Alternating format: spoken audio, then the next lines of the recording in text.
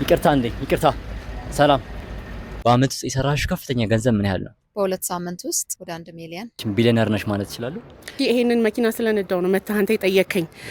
ይሄ መኪና ባይኖረኝ ዞር ብለህ አታየኝም። ሰላም ሰላም ሊናችሁ ውድ ቤተሰቦች፣ ዛሬ ደግሞ በሌላ በአዲስ ቪዲዮ ተመልሼ መጥቻለሁ። ሚሊዮነርና ቢሊዮነር እንዲሁም ደግሞ ቢዝነስ ኦነሮችን ስኬታማ ሰዎችን መንገድ ላይ ያስቆምኳቸው ስለ ስኬታቸው አድቫይስ ጠይቃችኋለሁ።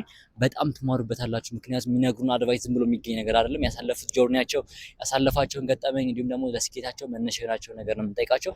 ይህን ቪዲዮ እናንተ ጋር ከመጣ እድለኛ ናችሁ። ቻናሌን ሰብስክራይብ በማድረግ ሌላ ተጨማሪ ባለሀብቶች እንዲመጡላችሁ ማድረግ ትችላላችሁ።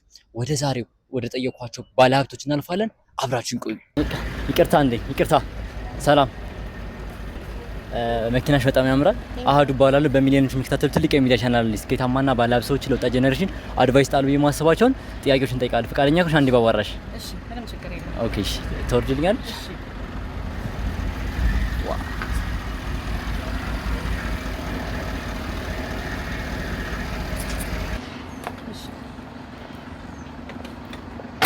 መኪናሽ በጣም ያምራል። እኔ አሃዱ እባላለሁ። ስምሽና በምን ስራ ነው የተሰማራሽው? ስሜ ሩት ኃይሉ ይባላል። የተሰማራሁት ስራ በብዙ ዘርፍ ነው።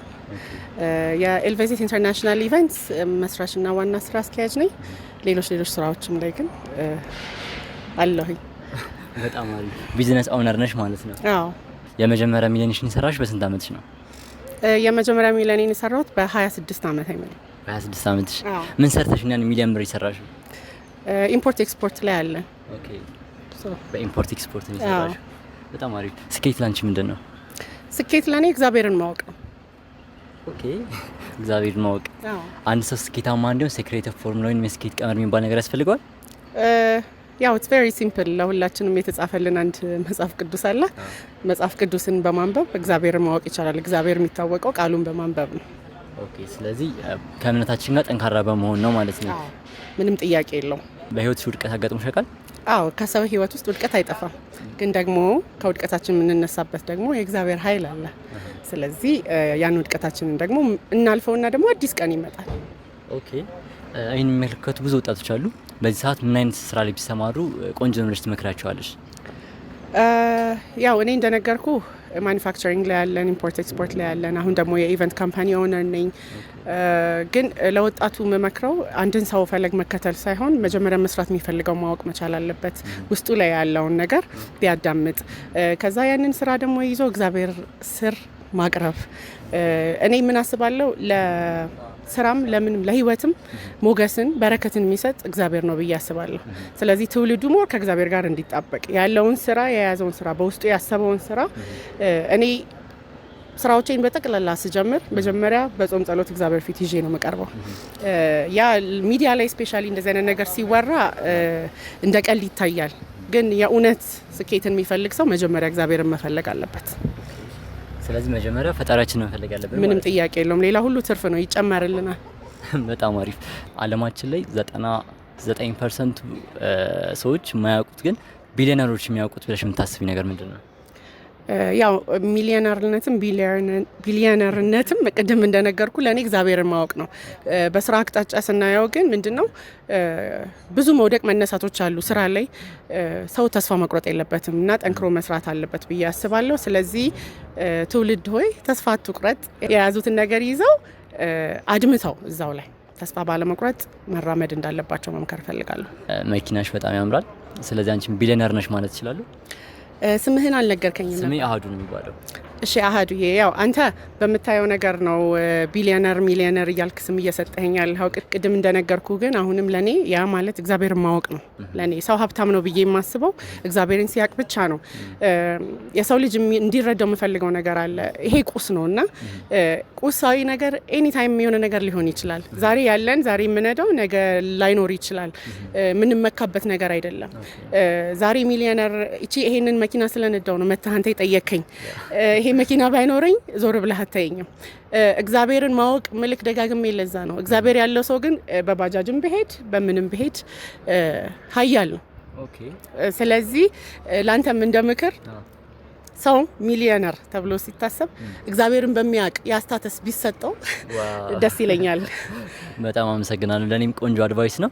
በህይወትሽ የተማርሽው የገንዘብ አያያዝ ወይንም ስለ ገንዘብ ምንድነው? የገንዘብ አያያዝ ገንዘብ መያዝ ጥሩ ነው። እኔ ግን አንድ ላይፍ ፕሪንሲፕል አለኝ። እቺ ዓለም ገንዘብን በመያዝ ማትረፍን ነው የምታስለምደን የምታስተምረንም። እኔ ደግሞ መጽሐፍ ቅዱስ ፕሪንሲፕል ምንድነው? በመስጠት ነው ማግኘት የሚቻለው እና የኔ የገንዘብ አያያዝ ፕሪንሲፕል ለራሴ ሁሉን ይዤ መቀመጥ ሳይሆን መርዳት ባለብን መልኩ ሰውን መርዳት፣ ማገዝ ያለብንን ሰዎች ማገዝ። ያ ስልህ እስከ ተሟጠህ አንተ አቅም እስክታጣ ምናምን አይደለም። ግን በቃ አንድ ያለው ሁለት ያለው አንዱን ያካፍል ነው የሚለው የእግዚአብሔር ቃል። ስለዚህ በምንችለው መልኩ እግዚአብሔርን ባዘዘን መልኩ ለሰዎች መቆረስ ስንችል ያኔ ደግሞ ብዙ ገቢ መምጣት ይጀምራል። ኦኬ፣ ይሄንን በህይወቴ በምስክር አይቻለሁ። ስለዚህ መስጠት ብዙ በረከቶችን ያመጣል ማለት ነው። አዎ፣ ይቺ ዓለም በመያዝ ማግኘትን ታስተምረናለች። መጽሐፍ ቅዱስ ደግሞ በመስጠት ማግኘትን ያስተምረናል። ዋው! ኢቨንት ኦርጋናይዘር ነኝ ብለሽኛል። በቅርቡ ኢቨንት አላችሁ የምታዘጋጁት? አዎ፣ በእርግጥ በዚሁ ስፍራ በዲዮሎፖል ሆቴል ህዳር 19፣ 20 እና 21 የዲፕሎማቲክ ባዛር አለን። ዲኔክስት ኢቪ የተሰኘ ነው። 3 ሴቶች በሚመሩት ድርጅት የተዘጋጀ ፕሮግራም ነው። ለፐብሊኩ ነፃ ነው። ማንም መግባት ይችላል፣ ማንም መሳተፍ ይችላል። ውስጡ ብዙ አይነት ኢቨንቶች አሉት። አፋ አዋርድ በኔክስት ፋሽን ዲዛይን፣ ምግቦች አሉ፣ መጠጦች አሉ፣ ላይቭ ጃዝ አለ፣ ላይቭ አርት አለ፣ ብራንች አለ። ፍራሽ ተነጥፎ መሬት ላይ ከልጆቻቸው ጋር ከጓደኞቻቸው ጋር ሰዎች መዝናናት የሚችሉበት ቬሪ ላይቭሊ የሆነ ኢቨንት ነው ያዘጋጀ ነው። ማናቸውም እንዳይቀሩ ይምጡ ላለሁ። አንተም ጋብዣ ያለሁ። በጣም አመሰግናለሁ ለሰጠሽን ጊዜ። ሌላም ጊዜ እንገናኛለን ብዬ አስባለሁ። አንተ ደግሞ ከዚህ የተሻለውን መኪና እየነዳህ ደግሞ እንደማገኘ ተስፋ አደርጋለሁ። ተባረክ። አመሰግናለሁ። በጣም ደግሞ አደርገዋለሁ። ቴንኪ በጣም እሺ። ይቅርታ፣ እንዴት ናት? ይቅርታ፣ አህዱ እባላለሁ። በሚሊዮኖች የሚከታተል ትልቅ የሚዲያ ቻናል አለኝ። ለወጣት ጀነሬሽን ያስተምራሉ የማስባቸው ሰዎችን አድቫይስ ጠይቃለሁ። ፈቃደኛ ከሆንሽ ባወራሽ ይቻላል? ኦኬ። ሰላም ነው? ሰላም ገና አለን። አህዱ እባላለሁ። ስምንሽና የተሰማራሽበት ዘርፍ? ስሜ ኑቢያ እባላለሁ። ኑቢያ ፋሲል። የተሰማራሁበት ዘርፍ የፍሎራል ዲዛይኒንግ ነው። ኮንቬንሽን ፍላወርስ ባይ ኑቢያ ይባላል። ኦኬ። ቢዝነስ ኦነር ነሽ? አዎ ነኝ። የድርጅትሽ ስም ምን ይባላል? ኮንቬንሽን ፍሎራል ይባላል። ውጭም አለኝ። አሁን ደግሞ ወደ ኢትዮጵያ መጥቼ ይሄንን ነው የጀመርኩት። ኮንቬንሽን ፍላወርስ ባይ ኑቢያ ይባላል። ኦኬ። መጀመሪያ ሚሊዮንሽን የሰራሽ ምን ሰርተሽ ነው? እኔ ለረጅም ጊዜ ይሄንኑ የራሴን ቢዝነስ ነው የምሰራው። ይህንኑ ስራ ነው፣ ፍላወር ቢዝነስ ነው። እንዲሁም ሌሎችም አሉኝ የቤተሰብ ቢዝነስ ከባለቤቴ ጋር የምንሰራ። የመጀመሪያ ሚሊዮንሽ ሜክስ ስታደርጊ ምንድን ነበር የሰራሽ? ምን ነበር? ትልቅ የፍላወር ኦርደር ተቀብዬ ውጭ ሀገር እንዳልኩ ውጭ ነው ብዙ አመት የኖርኩት አሜሪካን ሀገር። አሁን በቅርቡ ነው ወደዚህ ቤተሰቤን ይዘን የመጣ ነው። የትልቅ ፍላወር ትልቅ ቦታ አለው ውጭ ሀገር ላይ በጣም እና ሲቲው ቢዚ ሲሆን እኛም ቢዚ እንሆናለን። ኮንቬንሽን ፍሎራል ይባላል። ዋሽንግተን ዲሲ ውስጥ ነው ያለው። አሁንም አለ። እዚህም ደግሞ መጥቼ ይህንን ነው የጀመርኩት። ስለዚህ የመጀመሪያው ትልቅ ስራዬ ወደ 300 ሴንተር ፒስ በትልቅ ድርጅት ታዘዝኩኝ። ያኔ ነው ሚሊዮኑን የሰራሽው ማለት ነው?